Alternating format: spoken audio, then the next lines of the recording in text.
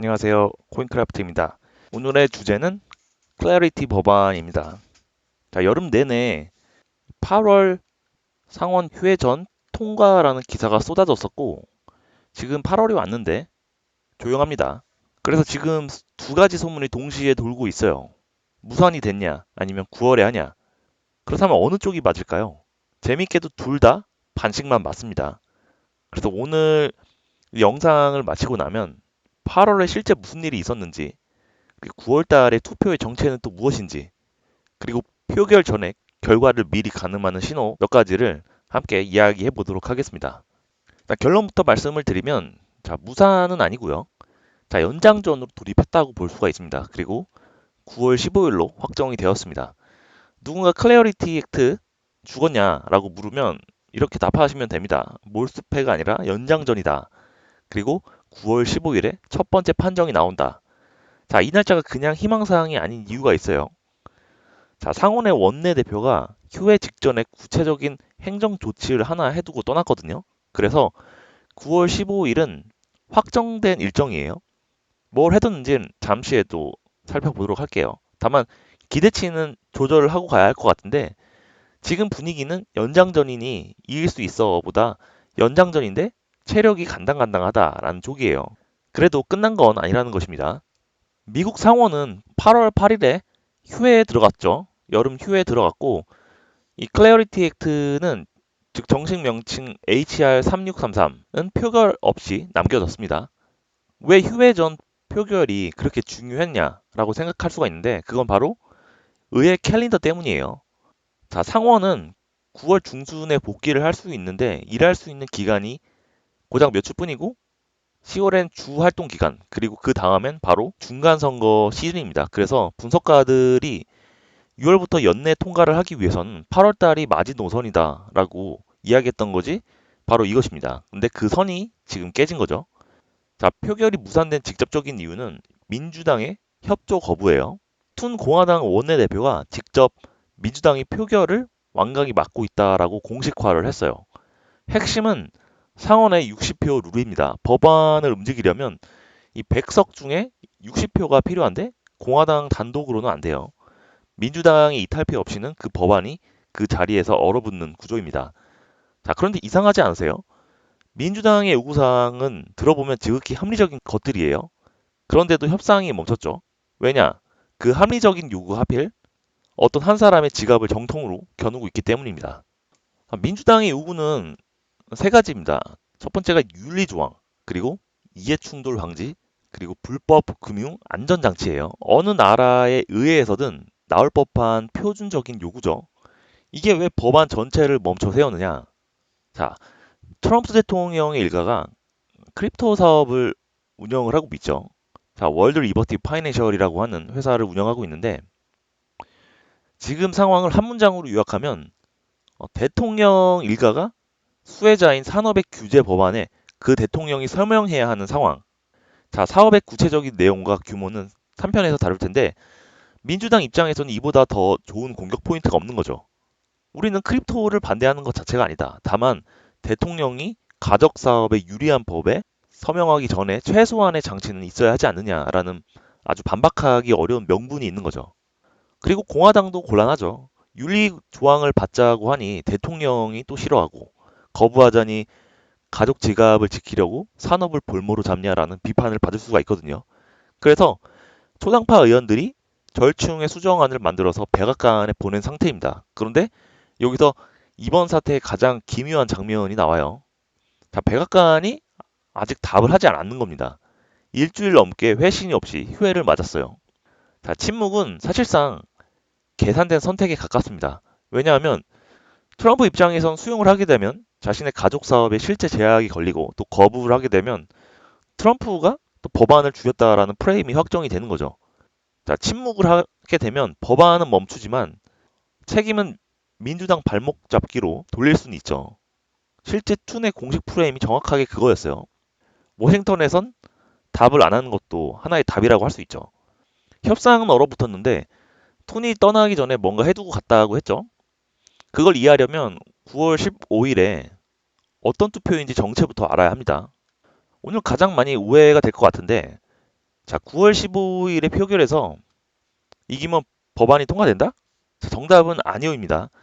9월 15일은 최종 표결이 아니라 이 법안의 심의를 시작할 것인가를 묻는 절차 투표예요. 자, 투표를 위한 투표라고요? 네, 미국 상원은 진짜 이렇게 돌아갑니다. 자, 상원에서는 필리버스터, 즉 무제한 토론 전통이 있기 때문에 의원 한 명이 표결을 무한정 지연시킬 수가 있습니다. 이걸 강제로 끌어나는 방법이 클로처예요. 토론 그만하고 넘어갑시다 라고 하는 동의인데 여기에 60표가 필요합니다. 상원에서 60표, 60표 하는 게 다 이것 때문입니다. 그래서 법안을 본회의 안건으로 올리는 것 자체가 60표짜리 관문이고 9월 15일 투표가 바로 이거죠. 그리고 툰의 마지막 조치가 이거였어요. 휴회 직전에 절차 투표를 위한 클로저 동의를 공식 제출해 둔 것입니다. 덕분에 상원이 9월 14일에 복귀를 하게 되면 바로 다음날 투표가 자동으로 잡히게 돼 있어요. 자, 투는 복귀를 하면 가장 먼저 처리한다라고 공언까지 했죠. 그럼 별거 아니라고 생각을 할 수가 있죠. 이 9월 15일이. 하지만 그렇지가 않습니다. 이 절차 투표는 사실상 온독의 입장이에요. 60표가 나온다라는 건 이미 민주당의 일부가 넘어왔다라는 것, 즉 윤리조항 협상에 타결이 있었다라는 의미입니다. 그리고 부결이 된다면 협상이 여전히 얼어붙어 있다라는 확인 사살이죠. 그런데 9월 15일을 통과해도 끝이 나는 건 아닙니다. 관문이 하나가 아니에요. 전체 지도를 펼쳐를 보면 자, 첫 번째 9월 15일에 심의 개시 절차 투표를 합니다. 자, 60표라고 얘기했던 게 바로 그거죠. 그리고 두 번째는 토론과 수정안 심의를 합니다. 여기가 실질적인 전쟁터예요. 윤리 조항이 여기서 붙거나 빠지거나 아니면 수위가 조절되거나 합니다. 며칠에서 또 몇 주 정도가 걸려요. 자, 그 다음으로는 토론 종결 투표예요. 다시 또 60표가 필요해요. 관문이 하나가 더 있는 거죠. 그리고 이젠 최종 표결을 진행합니다. 단순 과반의 51표 이상이 필요한 거죠. 여기까지 오면 이젠 쉽습니다. 자, 그 다음으로 이제 하원 조율인데 상원에서 내용이 바뀌면 하원 재표결 또는 양원 조정이 있습니다. 그리고 마지막으로 대통령 서명이 있죠. 뭐 이건 형식적 절차가 아닐 수 있다는 게 함정입니다. 윤리 조항의 수위에 따라서 대통령이 자기 가족 사업을 제한하는 법에 사인을 해야 할 수도 있기 때문이에요. 그래서 포인트는 하나인데 60표짜리 관문이 두 개가 있죠. 그리고 이 두 개 다 민주당의 협조 없이는 불가능합니다. 9월 15일에 한번 열려도 안심할 수가 없어요. 자, 온건파가 그냥 토론을 한번 해보자라고 1번을 열어줬다. 이번 구간에서 협상이 결렬되면 다시 또 이 3번에서 갇힐 수가 있거든요. 거꾸로 희망적인 전례도 있어요. 우리가 잘 알고 있는 지니에스 액트 법안. 자, 지금 시행 단계에 있는 스테이블 코인 법안이죠. 첫 클로처에서 부결이 됐었어요. 다들 끝났다고 절망적이었었는데 몇 주 뒤에 재협상으로 뒤집혀서 통과가 됐습니다. 문은 다시 열릴 수가 있어요. 문제는 시간이고 지금 그게 클레어리티 액트에서 가장 부족한 자원이라고 할 수가 있죠. 자, 날짜를 한번 박아볼게요. 9월 14일 상원 복귀, 9월 15일 절차 투표. 자, 여기가 최대 갈림길입니다. 통과했을 때는 본회의 토론 시작이 되고 순조로우면 9월 말에서 10월 초 정도에 최종 표결까지 가능합니다. 빡빡하지만 물리적으로는 가능해요. 하지만 실패했을 때 10월 동안에 이제 주 활동 기간이 있고 이어서 바로 또 미국의 중간 선거 시즌이에요. 선거를 앞둔 의회가 논쟁적인 법안을 붙들 가능성은 제로에 가깝습니다. 자, 연내 통과가 사실상 제로가 되는 거죠. 내년에 하면 되잖아요. 라고 하실 수가 있는데 함정이 하나 더 있습니다. 자, 11월에 중간 선거로 상원 구성이 바뀌게 되면 표 계산이 전부 리셋이 돼요. 특히 민주당이 다수당이 되면 트럼프 이해 충돌이 걸린 이 법안이 현재 형태로 다 살아남을 가능성은 거의 없습니다. 이번에 안 되면 몇 년 동안 밀린다는 말이 과장이 아니라 캘린더를 그대로 읽은 결론인 이유예요. 정리를 하면 진짜 기회의 창은 9월달 한 달 동안입니다.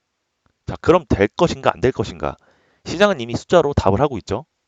의견은 공짜지만 베팅은 정확하다. 돈이 걸려있는 예측 시장의 본심을 볼게요. 자, 칼씨 같은 경우는 통과 확률은 QE 무사한 직후 25%에서 16%로 떨어졌습니다. 이미 그렇게 높지 않았는데 더 떨어진 거죠. 자, 폴리마켓의 26년 내 서명 확률은 5월 초 70%대에서 15%로 떨어졌어요. 석 달 만에 5분의 1로 떨어졌습니다. 자, 여기서 끝내면 물 건너 갔구나 하실 수가 있는데 이 지니어스 법안의 전례를 한번 떠올려 보세요. 첫 번째 클로처가 부결이 되고 끝났다라는 기사가 쏟아졌고 모든 가격을 곤두박질 쳤어요. 그리고 몇 주 뒤에 재협상을 한 다음에 타결, 그리고 재투표, 자, 통과로 이어졌죠. 이 전례가 말하는 건 두 가지인데 9월 15일에 부결이 곧 사망 선고는 아니라는 것.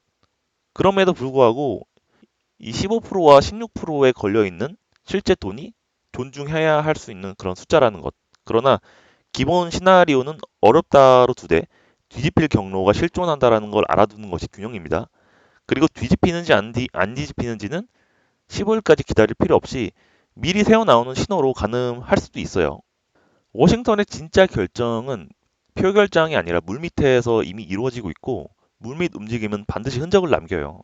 불붙을 흔적은 세 가지인데 첫 번째는 백악관의 이제 수정안의 회신이에요.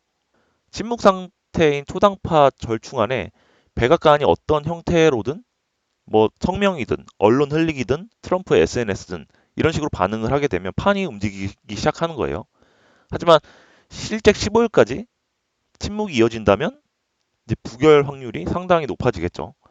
그래서 9월 첫 주나 둘째 주 정도의 뉴스만 모니터링 하면 돼요. 두 번째는 민주당 온건파의 발언 톤이에요. 자, 60표에 필요한 이탈표는 약 7명에서 8명인데 이 판의 전부는 딱 그 7명에서 8명의 마음이에요. 정치인은 입장을 바꾸기 전에 반드시 예고편을 흘리게 돼 있습니다. 그래서 협상에 진전이 있다. 만약에 수정안이라면 검토가 가능하다. 이런 발언이 나오기 시작하면 물밑 타결이 가깝다는 그런 신호예요. 그리고 세 번째는 예측 시장의 배당률의 움직임이에요. 이게 가장 재밌는 지표인데 만약 아무런 뉴스도 없는데 배당률이 급변한다. 자, 공개되지 않은 정보를 가진 누군가가 이 보좌진이나 로비스트나 아니면 그 주변에서 먼저 베팅을 하고 있을 가능성이 있는 거예요. 배당률은 뉴스 없는 급변이 내부자들이 남기는 발자국인 셈이에요. 자, 신뢰도 필터 하나를 더 드리면 폴리마켓과 칼시가 같은 방향으로 움직이는지를 또 보셔야 해요. 한쪽만 움직이면 단순히 큰 손의 왜곡일 수 있지만 둘이 동시에 있으면 진짜 정보의 확률이 올라가는 거죠. 자, 이 세 개를 지켜보면 15일 아침 뉴스를 보기 전에 이미 윤곽을 잡고 계실 거예요. 일반인이 내부자를 읽을 수는 없어도 발자국을 읽는 것까지는 할 수가 있습니다. 자, 세 줄로 정리를 하면 자, 첫 번째는 무산이 아니라 연기다. 클로처가 걸려 있어서 9월 15일 절차 투표가 확정이 되어 있습니다. 그리고 9월 15일은 입장권 검사에 불과해요. 심의 개시 투표이고 통과한다고 하더라도 60표 관문이 하나 더 남아 있습니다. 그리고 세 번째는 결과는 미리 새어 나온다라는 거예요. 백악관의 회신이나 온건파 발언이나 배당률이나. 그래서 확률이 16%지만 이 지니어스 액트에 대한 전례가 있었다라는 것. 자, 그런데 여기까지 들으면 근본적인 질문이 남죠. 애당초요? 이 법안이 무엇을 바꾸는 법이길래 다들 모두가 다 이렇게 목숨을 걸고 있는지. 자, 다음 편에서 당신의 코인은 증권인가 상품인가? 이 질문에 대한 답을 한번 해보도록 하고 이더리움이나 솔라나나 이런 레이어 1 코인이나 DF 생태계의 전체적인 법적 운명이 걸려 있는 거죠. 왜 비트코인만 이 싸움에서 비켜서 있는지 이 편에서 뵙도록 하겠습니다. 감사합니다.